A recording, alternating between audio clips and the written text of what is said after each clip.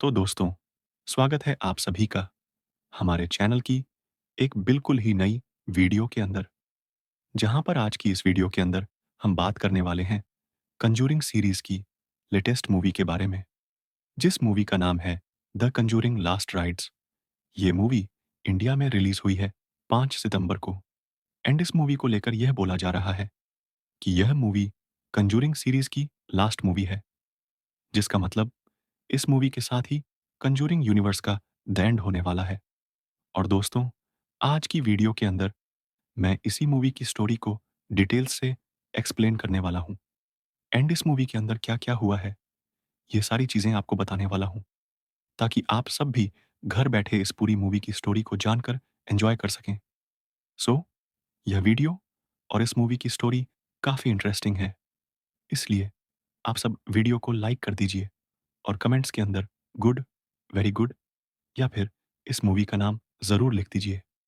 और यह सब इसीलिए क्योंकि आप सभी के लाइक्स और कमेंट से ही हमें मोटिवेशन मिलता है।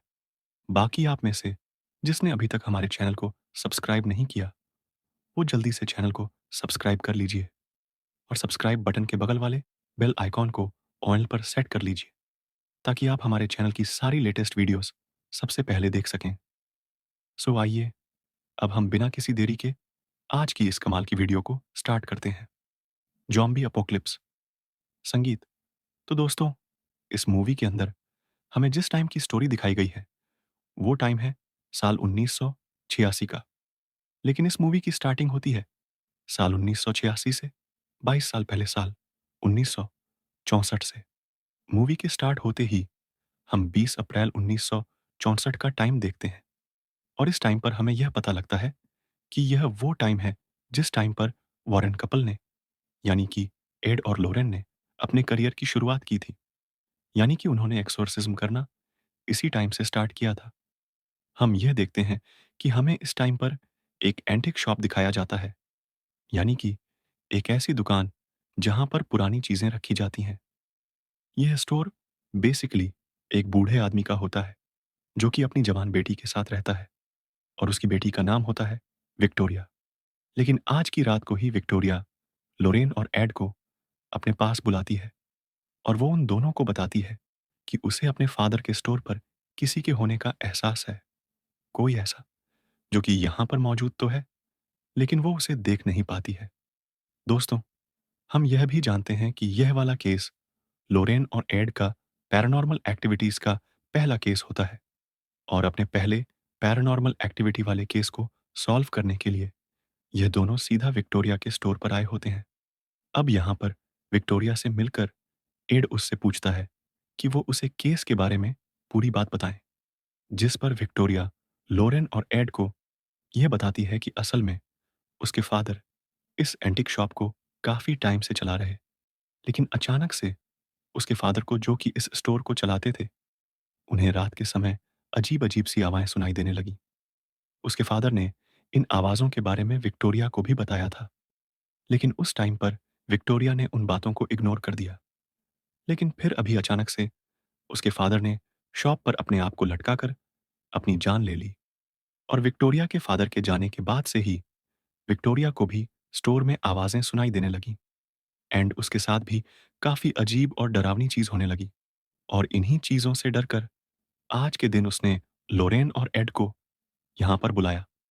अब विक्टोरिया की बातों को सुनने के बाद लोरेन और एड दोनों मिलकर इन्वेस्टिगेशन को स्टार्ट करते हैं और अपने इन्वेस्टिगेशन में विक्टोरिया के कहे अनुसार लोरेन सीधा स्टोर रूम में जाती है, क्योंकि स्टोर रूम से उन्हें किसी की आवाज़ें आती थीं। अब लोरेन जैसे स्टोर रूम के अंदर आती है, वैसे ही वो यह देखती है कि इस शॉप के स्टोर रूम के अंदर एक काफ़ी पुराना मिरर रखा होता है।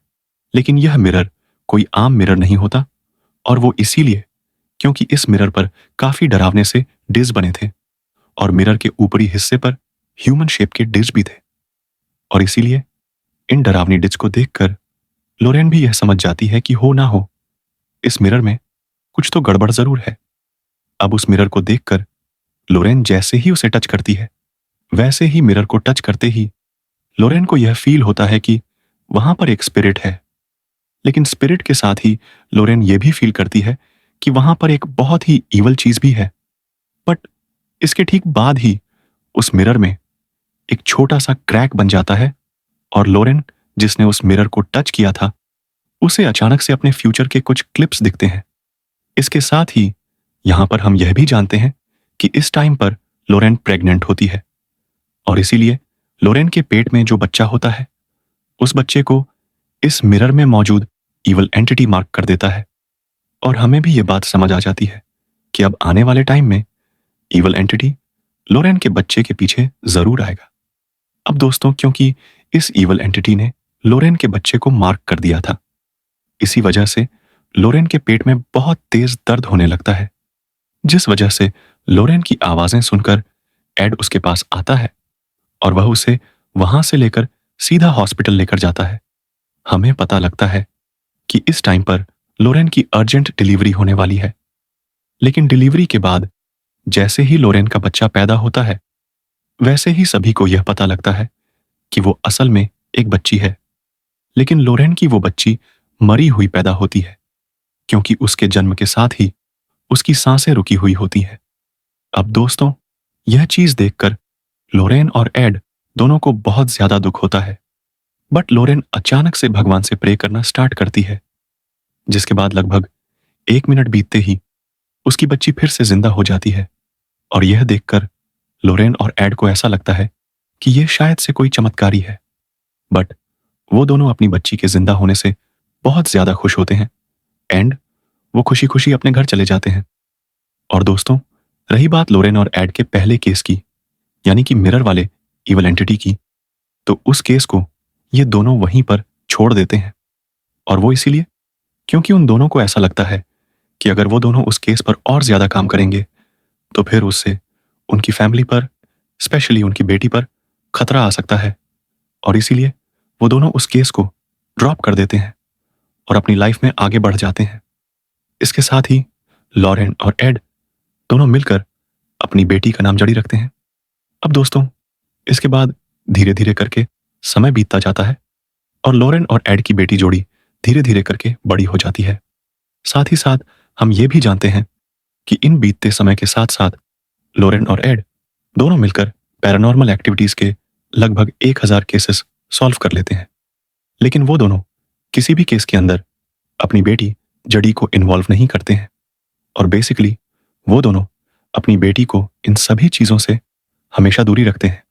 अब दोस्तों, इसी तरह से समय बीतते साल 1986 आता है और इस साल 1986 के अंदर हमें यूएस कंट्री के पेंसिल्वेनिया शहर में एक फैमिली दिखाई जाती है, जिस फैमिली का नाम होता है स्मर्ल्ड फैमिली। हम यह देखते हैं कि इस स्मर्ज फैमिली के अंदर जैक और जेनेट नाम के 2 हस्बैंड वाइफ होते हैं और इन्हीं जैक और जेनेट के कई सारे बच्चे होते हैं एंड इनकी फैमिली के और भी कुछ मेंबर्स होते हैं। और इस तरह से इनकी फैमिली में टोटल 8 मेंबर्स होते हैं और साथ ही इनके पास एक डॉग भी होता है। और यह सब के सब, यानी कि पूरी स्मर्ट फैमिली पेंसिल्वेनिया शहर के अंदर एक नए घर में शिफ्ट होते हैं। लेकिन इनका यह नया घर बाहर से ही काफी डरावना दिखता है। यहां पर शिफ्ट होने के दौरान ही हमें यह पता लगता है कि इस फैमिली के हेड को, यानी कि जैक को, यह घर काफी सस्ते दाम में मिला है। और दोस्तों, जाहिर सी बात है, भूतिया घर है तो सस्ते में तो मिलेगा ही। अब हालांकि दोस्तों, कहानी में आगे हम यह देखते हैं कि जैक और उसकी पूरी फैमिली अपने नए घर के अंदर शिफ्ट हो जाती है और शिफ्ट होने के बाद हम जैक की पूरी फैमिली के बारे में डिटेल से जानते हैं, जहां पर हमें पता लगता है कि जैक की फैमिली के 8 मेंबर्स के अंदर जैक, जैक की वाइफ जेनेट, जैक के फादर, मदर और जैक की 4 बेटियां होती हैं।